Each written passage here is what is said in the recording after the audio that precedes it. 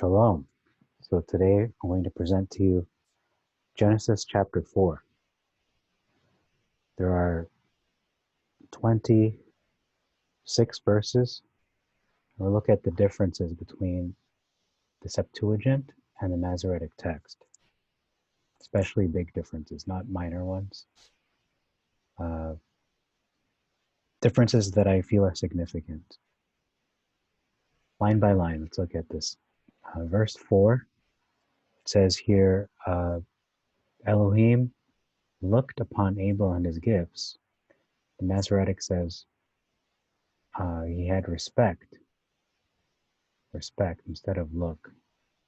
And then in verse 5, again, we see he regarded not, meaning Elohim, but here it says he had not respect. But I think there's a difference between that. But they are closely related, I would say. It's not a huge gap. Verse 5 says that Cain was very wroth. In the Masoretic or King James, pretty much 99% of the translations out there say that he was very angry, enraged, like he was really angry, and his countenance fell. Whereas the Septuagint doesn't say he was angry at all. It says that he was exceedingly sorrowful. That's a complete different story. Someone who's angry versus someone who's sad. Yes, they're emotional, but they're not the same thing at all. I don't know how you can even say they're the same thing. They're not. It makes more sense that his countenance would fall, because if one is angry, usually you don't have a fallen countenance. You're not crestfallen, so to speak. There's another word, crestfallen. In the English language, it describes someone who's very sad. Verse 7 is a wow verse. I have a video on this verse, meaning the title of the video is the sin lie at the door. Okay, because a lot of people believe sin is like some lion like trying to kill us, but in verse 7 in the Masoretic, it says here, shall you not be accepted if you do not well? Sin lies at the door, and unto you shall be his desire, and you shall rule over him. That's a memory verse. A lot of religious people, Christians, believe this verse is the way it is, but in Septuagint, we know otherwise. It says, or we learn otherwise. Have you not sinned if you have brought it rightly? So he didn't regard his sacrifice because he didn't bring it rightly. There's something wrong there. He most likely didn't bring the first of his offering like Abel did. He brought the first of it.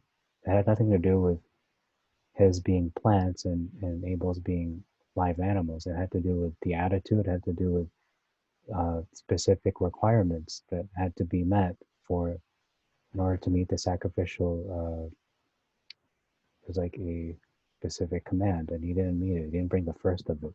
Or maybe it wasn't the right amount.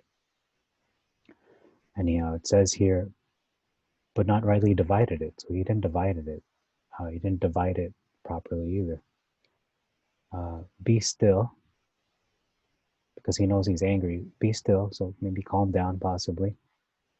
To you shall be his submission. Who is his? Are they talking about, is Elohim talking about Abel? No, he's talking about sin. I believe he's talking about sin. I don't think he's talking about his brother Abel. And you shall rule over him.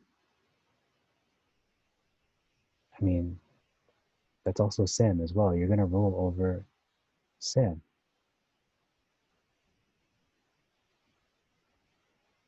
Or over your emotions. Maybe he's talking about his sorrow and what he's experiencing. But I don't believe he's talking about Abel, that Abel would submit to him and you will rule over him. But if he is, opening the door to that, then there's nothing to worry about. Don't do anything rash, because I believe he's the older brother. That Cain was firstborn, so he will submit to you. So that could be taken that way too. But in my personal opinion, I believe it is like a prophecy that sin will submit to you. And looking at verse 7 again, and you will rule over sin. You have to rule over your flesh.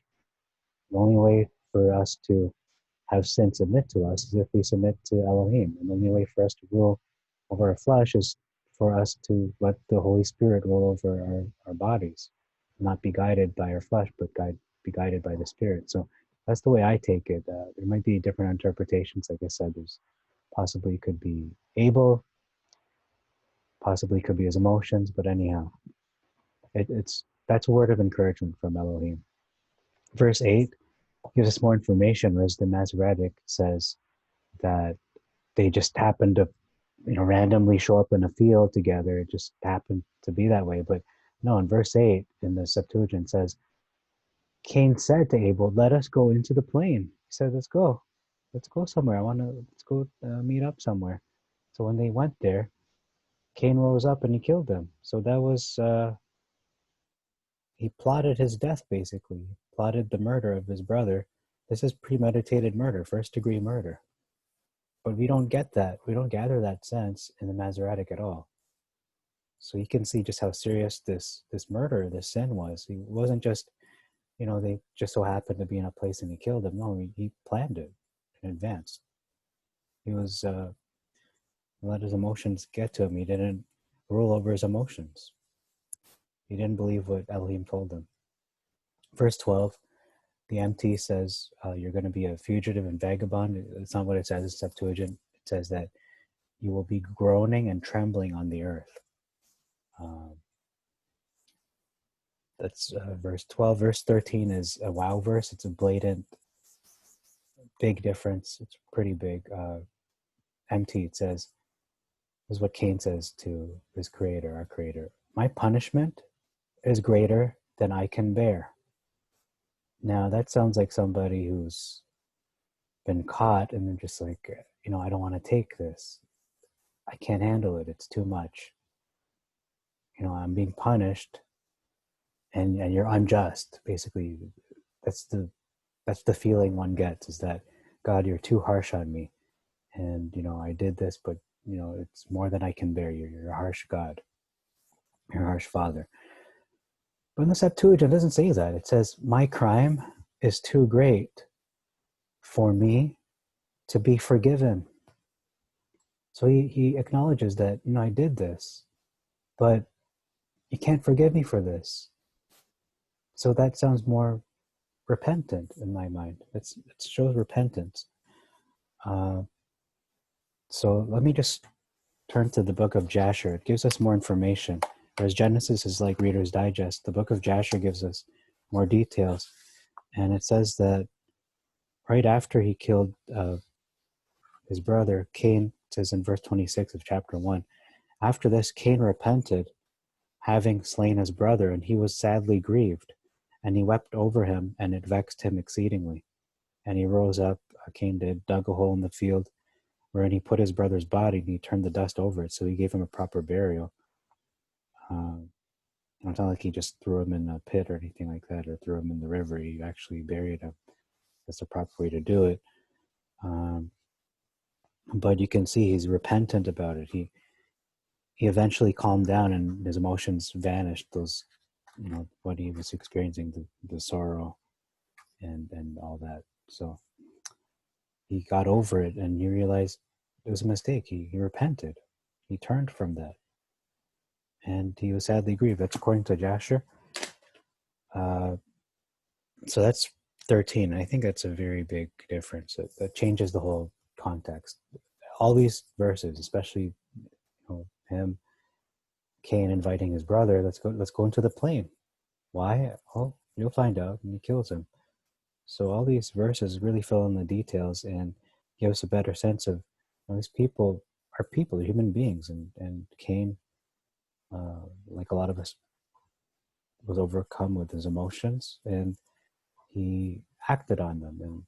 And a lot of people are like that. We're a lot like Cain in some ways, but he let it consume him. In verse 15, It says here in the MT, okay, Jehovah said to him, whoever kills Cain, vengeance shall be taken on him. All right. That's not a proper response to uh, to what Cain had said. Cain said, "This is too great for me to be forgiven my crime. If you cast me out this day," and so on.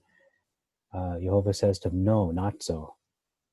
Says to him, "Not so. Don't worry about it." He's comforting Cain. He's trying to alleviate him a little bit. He's saying, "Not so.